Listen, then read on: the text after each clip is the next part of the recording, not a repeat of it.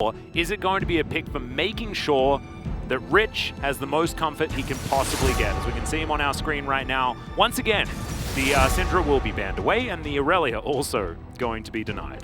It's a good question, and if I'm Nongshim, I lean towards the Jace because it is even blind a matchup, or it's good at, there's very few counter matchups, right? And it's Dom 1K, you're not going to pick Wukong highly.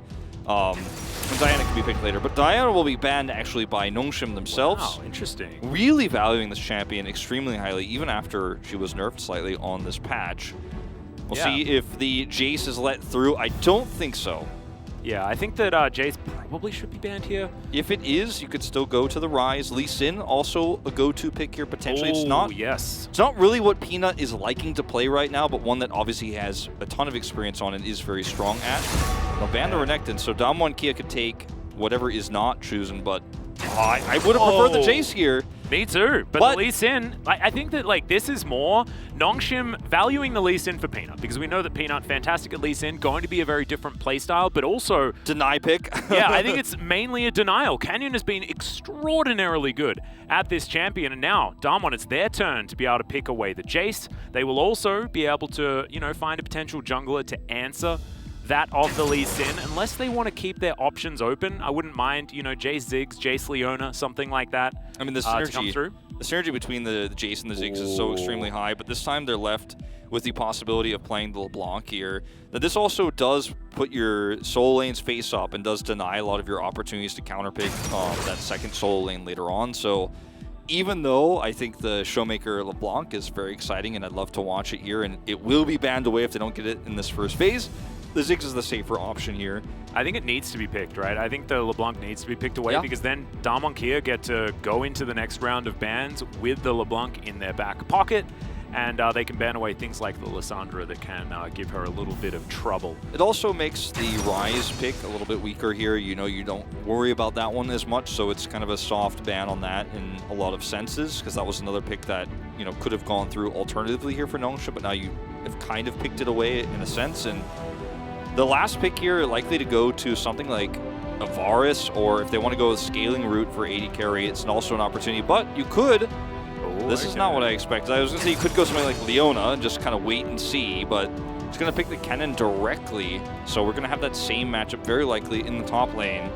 Everything Leona goes over here, but yeah, the Leona does make a lot of sense here for Damwon Kia. It doesn't show their hand as far as that mid lane either, but this gives Nongshim the ability to take away some potential options that Showmaker may have into the LeBlanc. Don't know what his preferred choice would be, because you don't necessarily see Showmaker as a Lissandra player or anything like that, but certainly could pick that one up if they would like to. Ezreal ban. Yep, some Dokdom bans to come through here. Some respect on certainly the star player of Nongshim. We have a lot of burst with the LeBlanc. The Lee Sin has a lot of potential to get picks as well. And so what you want to shore up now as Nongshim when you are looking towards your final picks here and your AD carry is consistent damage throughput. That is going to be exactly what Ezreal is going to offer you. And also what something like a Jinx could offer you is, you mentioned the Lissandra, that does get removed here, so no opportunities for Showmaker now to have that extremely strong counter pick. Yep, I do like this for Damwon though. They sort of force out some of these anti-LeBlanc bans, which will free up Canyon as well as the Yuumi going to be banned away here. Lucian is still available, interestingly enough. Yeah. I don't know whether that's necessarily going to be something that Showmaker wants to take into a LeBlanc, but maybe, just maybe, certainly can dodge out of the chains with your Relentless Pursuit, and you do have a fair bit of control in the laning phase, but does become LeBlanc food towards the later stages of the game. Is Twisted Fate another way to really lock down every champion that Nongshim has put onto the board here very easily, point and click with that gold card. And the Rise will come through, even though it's not a matchup that you feel great about. It's not a very bad matchup either. It is going to give you that same sort of potential macro control that we saw from Showmaker last game, where you're always where you need to be at the exact right time. Win those skirmishes in the lanes as time ticks down here, and they will lock it in. But the question now becomes, what does Dokdom play here? Because Thresh is still open, and so you can go for something like the Jinx Thresh here, and I would really like it. I think it kind of rounds this composition out very nicely. I don't know whether Thresh is the support they want. Maybe they'll want to focus on a bit more engage output as Samira. Okay, Samira Rel. Okay. Yeah, we were talking about this last game, and it's going to come through. That's a way to do it. As Rel, fantastic engage opportunity with the Crash Down and the Magnet Storm, of course, and Samira is going to augment that. And the Trundle we saw banned away last game will actually come through, and this time not as the support, but as the jungle pick here for Canyon.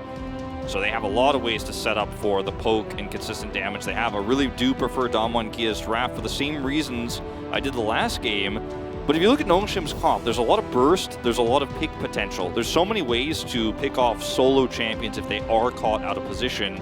And Barrel's on one that's very difficult to kill, so that's a good sign for Damwon Kia. But when you look at Nongshim's comp, it's a different version of what we've already seen before. You're looking to go for a crash down into a Magnet Storm. The block goes in, you press a Samira ult button, and you look for the Wombo combo. And that's what Nongshim like to do, right? They like to set up for these Wombos. And very much looking forward to seeing whether they can actually do it this time. I feel like it's a comp that's gauged a little bit more early game, but still plays the same style that Nongshim have shown that they are so good at. So I think this type of adaptation is exactly what they need, but they need the play to back it up, right? They need to be able to come out with a faster acceleration, change cards between games, Yeah, we're going to have to shift gears up, you know? We're going to have to be looking for It's the Dolphin bike. They need the Dolphin bike, not the Mark bike this time around, I think. Because Damwon Kia have the better late game. And if you give them freedom to actually go through that mid game unopposed as they did last game, then they're just going to run away with it. And that's what's so scary about Damwon Kia right now, and always, to be totally frank, when they have been dominant. This is the kind of play you don't want to face. It's the kind of draft that is so terrifying. Yeah, and also Trundle, quite good into the Lee Sin in the early stages. Of course, anyone that is melee that tries to do physical damage is going to have a rough time into Trundle. So looking forward to seeing how Canyon's going to play this one out as he's gone for Predator Trundle. Predator Trundle, that's a rare one. The trolls have got out from under the bridge and they are on a rampage, desperate to try and get in there and really cause some havoc. So, in the early game, this is going to give a lot of ganking potential to Canyon, who can get in there real quickly with not only the W that he can put down, but also moving real fast with the Predator. Like it. This is the best season that Nongshim as an organization has ever had, by the way, just for those who didn't know. This is the first time they've ever made the second round of playoffs, even since the Dynamics days. And it's a huge moment for Nongshim because they've gotten so many fans this season. You can see Peanut in that camera shot there for just a moment, is smiling, helping cheering up at this team that had a struggle in game one. You can see he's the only face that is somewhat cheery at the moment, but this would be such a huge moment for Nongshim if they could go to the grand finals. I think that there's a lot of pressure on these players, especially someone like Rich, who was basically told by everyone, you will never be good at League of Legends. Heroes was the easy game. This is the hard one. And when he played for Genji at the beginning, he was ridiculed by a lot of people, had a rough start to his career in Dynamics. And now, he's just 3 wins away from going to an LCK Grand Finals. Oh, exactly. They could theoretically do it. However, time will tell. They are currently down in this series for now. And I do want to talk about stakes just a little bit going beyond this LCK final that obviously both of these teams are fighting desperately for the reasons you mentioned for Nongshim, as well as the fact that Damwon Kia want to do what no other team has done, which is pick up 3 LCK titles in a row, which will be absolutely huge for them. But outside of that, if you're like a T1 fan or a Gen G fan, both of those teams will be guaranteed going to Worlds if Damwon Kia wins this series. It will be Damwon Kia, Gen G, and T1. All 3 of them will be in there as a flash immediately from Ghost here on the bottom side of the map. Is Kellen taking some damage? Docdarm as well, really asserting his dominance here with the Samira, the other option that he has as far as countering out the Ziggs. Yeah, you got to respect that level 2. Leona doesn't have it yet. You cannot turn on that. That was a really nice satchel there. Unfortunately, no way to punish. As Peanut looks for a really early level 3 gank here onto Khan. Yeah, and look at his wraparound, man. There is so much space that he has bought for himself as Rich is down to half health. This could potentially be dangerous as there is the empowered Shock Blast, gets the hammer throw back as well as Khan, understanding now that things have become dangerous, does get into the brush there as now Rich is going to immediately flash. Can we find the autos? Yes! First blood goes to Khan. Now Canyon trying to get here in time. Will he be able to find the pillar is the question. The flash forward from Peanut, but now Canyon is on him. The chomp's going to come down, and Canyon says, yep, that's going to be enough, as Rich is going to teleport back to lane, and Khan should do the same thing. Neither of these top laners now with their teleports, as Gari making his way north, but that's exactly where the trolls are, which is dangerous territory. Yeah, that's a scary rotation he made there. Does end up taking a ton of damage, actually, on his way back to turret. And now Canyon can actually steal this extremely important blue buff away from Peanut. The timing of this works out so well as Peanut paths back to jungle, so that's going to be a lot of gold and experience stolen away as 12-5 career here for Canyon on the Trundle, who's just leapt right back in the meta. Peanut's like, ooh, that's a bad Sonic Wave to toss. You're like, ooh, feels so bad. But you know there was a possibility. Look at the farm. Yeah. He spent so much time going for that gank. His jungle's getting stolen. He's doubled. And he was there for the counter gank as well. That's the thing that's so difficult, right? Is because Peanut got down so low, he had to go for the reset. And that buys Canyon so much more space as the bottom side Rift Scuttler is still available. There's some chains going to land here onto Showmaker, who tries to throw some flux back and will be able to do so. And Peanut, look at where he's going right now. He's like, well, there's a scuttle, but that's all there really is, because there's no real camps he could steal away from Canyon at this moment in time. The lane is pushed too far on the bottom side of the map for him to actually make any impact there. The lane was pushed for Gory, so, you know, even though he looked for the chains, there's nothing he could do to empower the mid lane. So Peanut is just kind of caught between a rock and a hard place right now in terms of his farm, and now Rich is all alone. Yeah, we're looking for a dive, potentially. Showmaker also roaming up. Shock Blast going to hit, and now Canyon's going to come through. Sticks Rich between the wall. A beautiful pillar! And Khan is going to get another kill. I mean, you don't talk about pillar mechanics all too often, but when they're that good, Ooh, I mean... that's the dream that was pillar the best placement. Pillar. Like, he's unable to move, he's unable to act, he does not have flash. You know he can't flash the pillar. And Rich played that safe, but like, he doesn't have 6. You know there's an opportunity for this gank. You know Peanut has to be elsewhere because he was stolen his camps. There's no camps for him to be taking around the side of the map. So if Peanut's hovering here, he's wasting even more time. So you know he's not going to be there. It's such an easy play to make, but the pillar is just the cherry on top. That's glorious. We're going to see this outplay as well. Khan really... even also getting the Siege minion. And, I know a lot of us, Jonas Strong especially, love that. Gets the flash. And now he's like, yeah, you can take me if you want. Not too worried about it. He even gets one more auto off. Almost gets the second there. And yeah, Peanut does have flash, but loses it there. And he calls it out. Look at this pillar.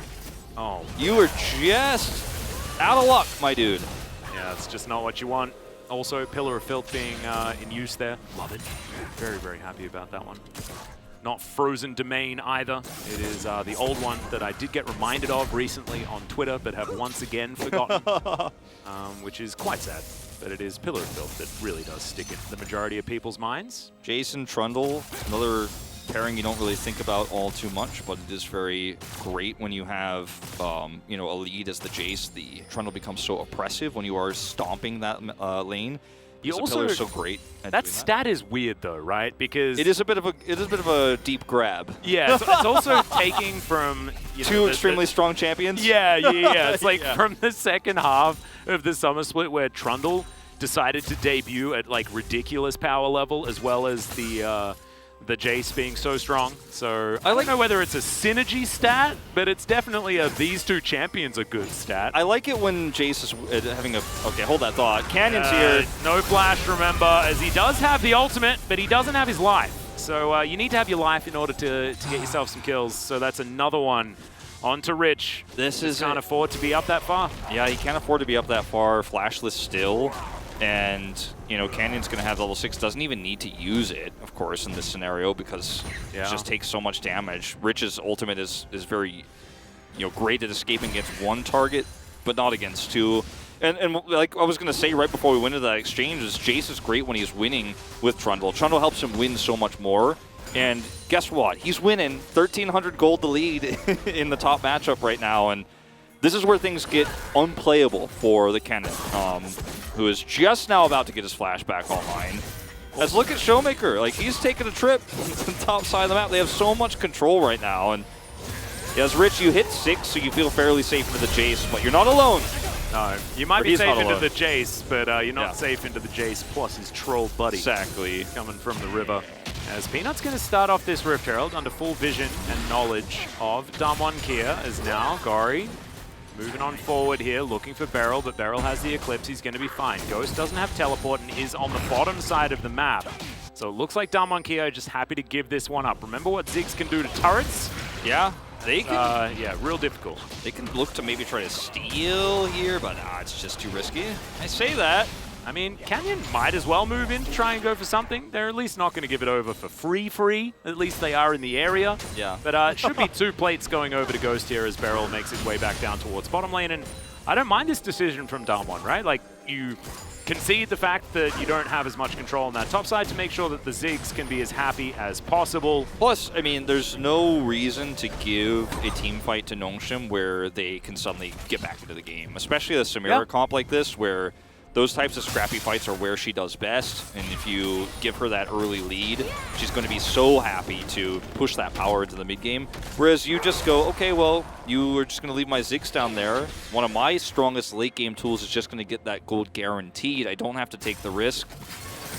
And so, yes, there could have been a fight, but you don't need to risk. As was what I was talking about. Showmaker's here now as well as Rich underneath the turret. The subjugate goes down. There's the slicing maelstrom, and Rich knows that he's dead. Doesn't even opt in for the flash. Canyon still at half health after tanking up that turret. Is now Nongshim looking for a bit of a pickup onto Ghost here. They will be able to get there. As the ulti comes out, the turret not going to be able to do enough. So really good answer to the aggression that Damwon Kia are putting down, but it's still going to be first turret, right? I feel like Damwon Kia still win. No plate here for Gori, unfortunately, as Beryl holds it down, and Gori actually also misses the chain there. In fact, finds himself in danger now if he does not get back. But that's going to be the whole turret versus just a plate, so... Whoa, that's a lot of money. Yeah, it's a lot of money going over. Look at Rich's CS, or the lack thereof, unfortunately. He's 0-4-1, and this is not his fault. Now, yes, that second death was kind of a bit on him because he was way too far up. The first death was a little bit of a miscalculation, but the last two is just the ball starts rolling, right? I think that's part of why that stat of this duo was shown, is Trundle just makes it so easy. This is not the first time Showmaker's made a trip to the top side. This time it actually leads to a kill. And Nongshim trying to come down here and punish, but Ghost is playing it safe. As there's just nothing you could do in this scenario as Rich. You have flash, but where are you flashing? Like, where are you going? Yeah, I'm like imagining like myself as Rich, right? I'm like, how do I get out of this situation? And then the calculation in your mind just returns error. Yeah, there's like, exactly, you play that scenario out 100 different times, and 100 different times, they're all the same, actually. 100 different iterations, I should say, because like, that scenario is never different. I die in a different position. Yeah. That's the result that you get from that one, as it's not exactly optimal, as you guys may have inferred. Damwon have not taken any Drakes just yet, but... Oh, God. This is what happens, right? Yeah, like, Trundle is so oppressive, too. This duo of Khan and Canyon are just the Bash Brothers, to go back to a Mighty Ducks reference that I love using.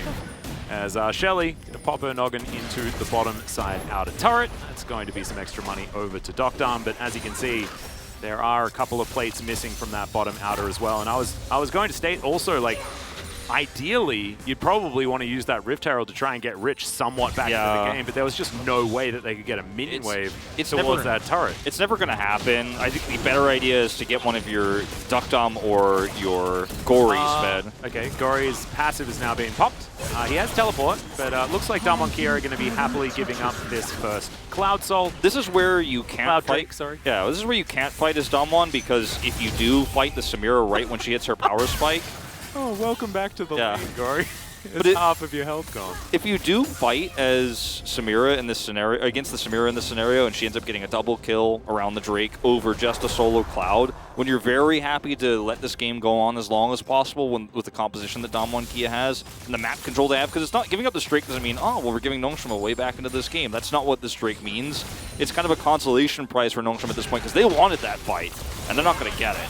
Well, Distortion has to be used defensively to avoid that Shock Blast. It's another plate that's going to go over here with only a minute and a half left on those plates. Docdarm trying to assert some dominance here on the bottom side as Ghost has a level advantage right now, largely due to the fact that Beryl has been absent for the majority of the game. just doesn't really like hanging out in the lane when there's a Ziggs down there. Of course, Ziggs pretty capable of taking care of himself. Unfortunately, Leona just has so little impact in that, or rather, yeah, the Leona's going to have so little impact there. You'd rather just not steal the experience away. You just want him to get as much value as possible. Solo, get those plates solo. It's also the main reason why you put mages in the mid lane, right? Is because they like the experience so much. So you may as well just allow Beryl to find some freedom. He needs to get experience somewhere. As you can see, level 6 at the moment, behind Kellen just a little bit, and that is why Ghost is just that little bit further ahead. I think for Damwon, the only way they lose this game is if they give Dom and Gory an opportunity to carry a fight at this stage, right? Like, if you look at the items right now, you've got the, first item for the Samira. She's got her Infernal Shield Bow, which is going to be so strong at this point in the game. Also, stopwatch is at the ready for Kellen, so you have a really awesome combo there. At this stage, LeBlanc is still very powerful. If she can help finish off those targets, then Dom can actually, end up just basically wiping the whole team by himself in a crazy skirmish like that. Also, Rich, he still has his ultimate. He doesn't have items, but he has his ultimate, so he actually can be quite useful in a 5v5 fight.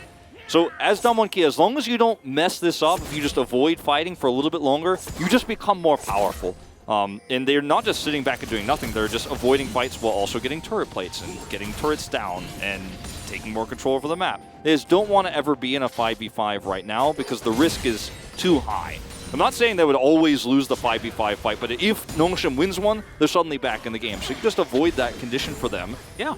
And you're golden right now as Damwon. And I've loved how they've navigated around exactly that playstyle, right? Like, give up the first Rift Herald, but make sure that you've got Ghost there on the bottom side. Gets 2 plates, negates that particular trade of positioning around the map. Canyon's also just going to come on through here, and with all of that extra control of the map that they've got gained for themselves with how strong Khan is, with being able to take out that outer turret on the top side, they get full control, so it's going to be a herald apiece for both of these teams, as now Gori has to stand here and try his very best to avoid the plethora of items being hurled towards him, and not going to be able to do so and look after that turret, as Ghost is just having a great time, man. Yeah, and now, Showmaker is starting to get some side lane pressure done, getting some extra gold here. It's actually shoring up some of the very small lead you see from Nongshim there. If you look at the gold graph, like, it is very even in terms of the mid lane, the bottom lane, slight advantage to Ghost, but he's got those extra plates, but it's not an out-of-control game. Oh, it's an advantage to Dom. He's actually being able to do pretty well. And it's Nongshim having control of, that bottom side in the middle just ever so slightly. It's not a massive lead, but it is where they are at their strongest right now. And as Damwon, you just want to navigate around that, because Samira is going to be much weaker than a Ziggs in the late game. So don't fight her now, fight her later is the plan. Well, Gori, okay, does have to get around this pillar, but does so. And back to, I believe, his initial distortion is, I love this. Using it very similar to that of a Cannon Barrage to allow that tempo and macro advantage to continue. Mega Inferno Bomb used just to stop Rich from being able to do anything. He does have a flanking teleport opportunity, and in goes the Magnet Storm. Beryl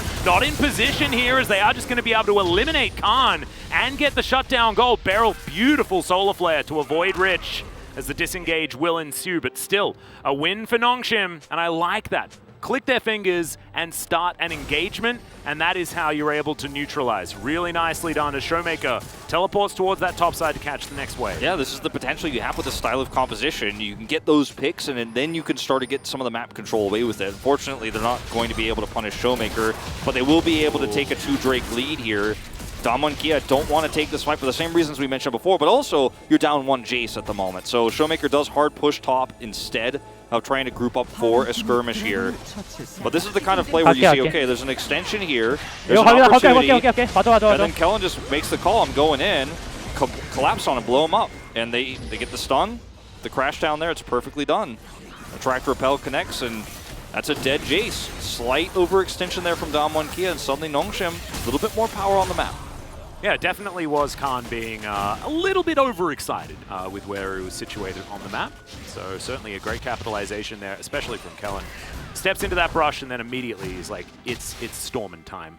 I got my magnets at the ready. Yeah, and, Rich, starting to get some gold. You know, he's not going to be a carry in this game, but his ult button will still work. If he can hold players in position while Docdarm spins around and kills a bunch of them, then he is going to be very happy with the outcome of this game. And this is how Rich plays Kennen. Yeah, right? no, it's kind of funny because Kennen can be very oppressive if he gets an early lead and can be straight up a carry and can do tons and tons of damage. You can always shape team fights later on when you're extremely fed as Kennen. But even in a game like this, and many of the games Rich played on Kennen against Afrika in the first round, you're very much happy to still just press ult and be a threat. It's not about how much damage you do, it's how much damage you allow your teammates to do. So he's going for an early Zhonya's because he knows that that is going to give him the most opportunity to guarantee that he lives through those stuns to add a little bit more extra power. The Seeker's Arm Guard also going to make him a little bit more survivable. Yeah, helping him in the lane was why that initial purchase came in. Yeah. I would like to see the Zhonya's as quickly as possible, though. I think he might build it first, to be honest. Yeah, I think Dash Cannon might have to come in at the beginning, but we'll see where he does decide to go. Because at this stage, like, your Dash Cannon is going to be so good for closing the gap and hitting those ults, but Zhonya's allows you so much more opportunity when you're guaranteeing the stun. Yeah, it's like it's both options are, kind of awkward at this stage when you're 0-4. Like, you're not happy with either, but we'll make the choice here shortly. Yep, still 2,000 gold the lead here for Damwon Kia, so still in control. As now we've got the Ocean Rift, my personal favorite for aesthetics. Not my favorite, of course, because Cloud Soul is my absolute favorite. But as far as the Rift and the changes, very happy. As Damwon looking to try and grab themselves an inner turret. Pillar of Filth is down, as Rich taking way too much damage there. The Satchel was beautiful as he does avoid the Mega Inferno Bomb. I was blind from Ghost, may as well go for it there as Showmaker, going to avoid the Q from Peanut. But as we can see, Kennen able to back away. Kellen, oh my goodness, I mean, this Jace damage is just ludicrous. As Gory once again trying to get themselves into a spot where they can do some work. No teleport available. Oh my goodness, goodbye. You're dead. Yep, Peanut just popped immediately. Another pillar comes down, another Magnet Storm comes in. It's Kellen immediately blows up this time. The Samira can't do anything either as Canyon goes golden. Gory teleported in, oh no! The hammer does drop, and goodbye LeBlanc. The answer from Damwon this time is just too good. I mentioned Gory's name right before that fight because he was pushing mid. He had his teleport available, but decides not to come down. And if the question mark from Rich, where he's like, where did my friends go? And if you stay there as the LeBlanc, and you're not going to be able to really accomplish anything. Yeah, you're going to get some farm, but your team needs you there if you're going to take a fight, because this is not going to get easier. As we've said so many times, it feels like, these first two games have been very identical on how the comps function.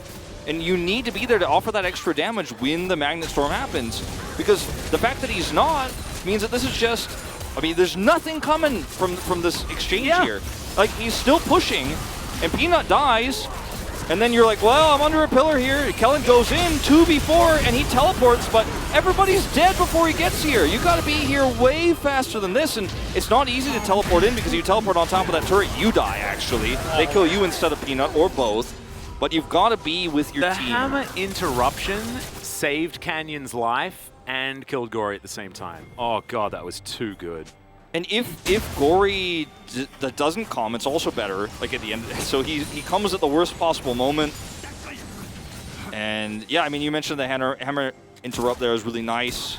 It's just so much synergy for Damwon Kia in these types of scenarios. And yeah, you've got to commit somewhere else on the map, but you don't have side lane pressure. You've got a LeBlanc pushing mid. She isn't going to threaten any turrets, and you need that extra damage, because if she's not going to be fighting with you now, you're not scaling up for a LeBlanc who's just going to be like, well, now that I've got all my items, I'm going to carry this game. It's not going to work like that in this game unless you get really lucky or Damwon Kia make huge mistakes.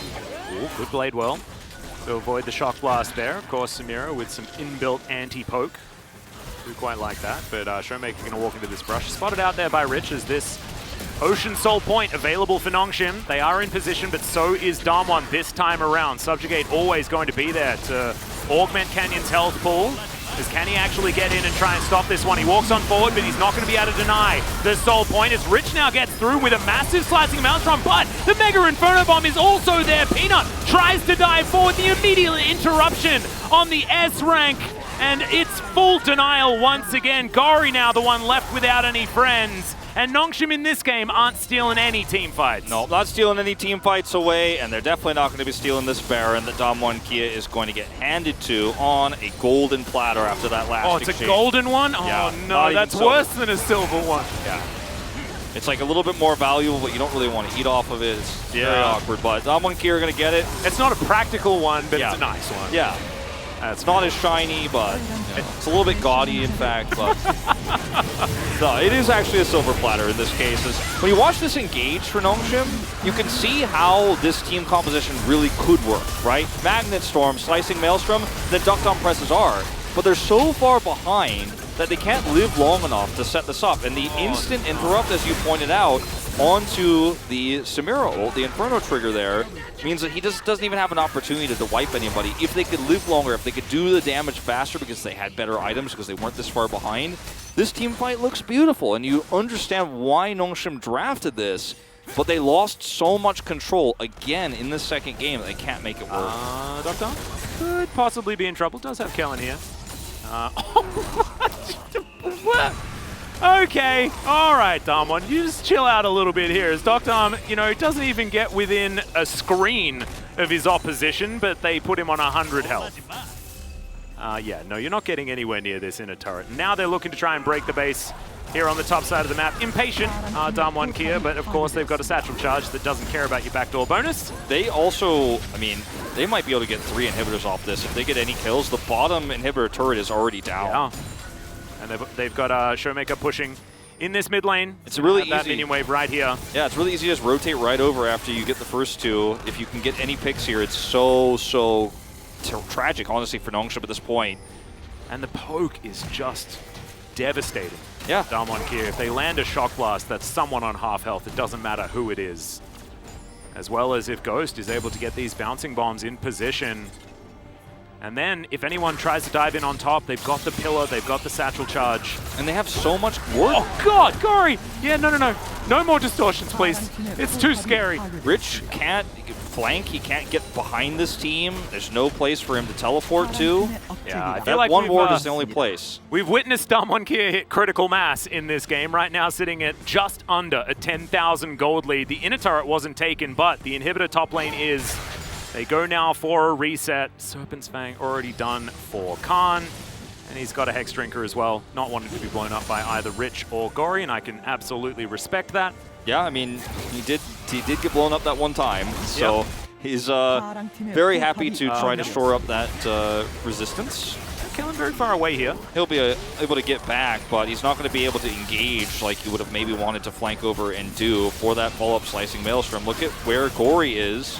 And Nongshim have to pull the trigger as soon as possible before any of this incessant poke is going to land. Dofdam already down relatively low, wanting to lifesteal it back up as best he can as that shock blast. Each of them so dangerous. Damwon just wanting to keep this one moving forward, and every moment the Nongshim aren't engaging, it's a good time as Dofdam will take a fair bit of damage there from the Mega Inferno Bomb. Kellen can't engage anymore either, as he is just too low, and that is going to be the second inhibitor. The third one, like you were talking about, Wolf, it's wide open. The table, yeah. But they are going to back off here. They've gotten a ton of extra gold from this. Looks like they want to go for a reset. They have full control of the top side of the map vision-wise, so it's very easy to just set up for this, back, grab more items, come back down to the bottom side of the map. The fact that Anathemas is up here for Canyon makes him so frustrating to deal with because he can get on top of anybody and just say no to their ability to do anything. And it's really, really oppressive now, the amount of control that Damwon Kia have. Oh my goodness! Can you write down Khan on your little POG vote thingy? I wait till the last moment, all right? Because Canyon's been a big help in this as well, but... And it is your vote, it's not mine. That's been made perfectly clear. I'm not salty about it at all. Absolutely. I'm still picks up the Void stuff. I'm still looking between the two of them. As Peanut's got hands off the keyboard right now, you can see the state of this game is very much apparent. Yeah, it's a roughie. Canyon taking a bit of damage here. He's got Subjugate, doesn't need to use it. Just puts down the Pillar of Filth. And now looking to try and deny this Ocean Soul. Ocean Soul would actually feel really good if you're Nongshim. So if Peanut can steal it away, maybe it's going to help them with a potential ultimate defense. We know that this team is pretty good at playing ultra long games. But Damwon Kia not really going to give them the option. They've got a full monopoly on the vision. And Peanut, he's coning away. He's not going to be able to get through here. And like I was mentioning before, the fact that Nongshim gets a Drake advantage doesn't matter that much in this game because Damwon Kia don't care about it. They're so far ahead. And the Soul is an Ocean Soul against a comp that has so much burst damage that you just don't even care about the regen. There's not really a regen in the equation when you're sitting underneath your inhibitor turrets or Nexus turrets trying to defend. You can just go to the fountain at that point, and that's where we are in this game. Yeah. Oh no, there's no stopwatch available for Rich. No Zhonya's there either, so he's only got a time flash. He takes damage, right? Like, he's just not going to be alive long enough to get anything. As there's the Mega Inferno Bomb. It's going to land a fair bit of damage. Kellen immediately going to get interrupted and blown up by Ghost. Peanut tries to get into the backline for a kick, but he's not going to be able to reposition. Brilliant exhaust onto the Samira. Denies all of that possible damage. And it's a triple kill for the Jace. Damwon Kia will destroy Nongshim in game number 2 and now earn themselves match point and an invitation to try and get towards that three-peat for domestic titles. It's just been such a classy game.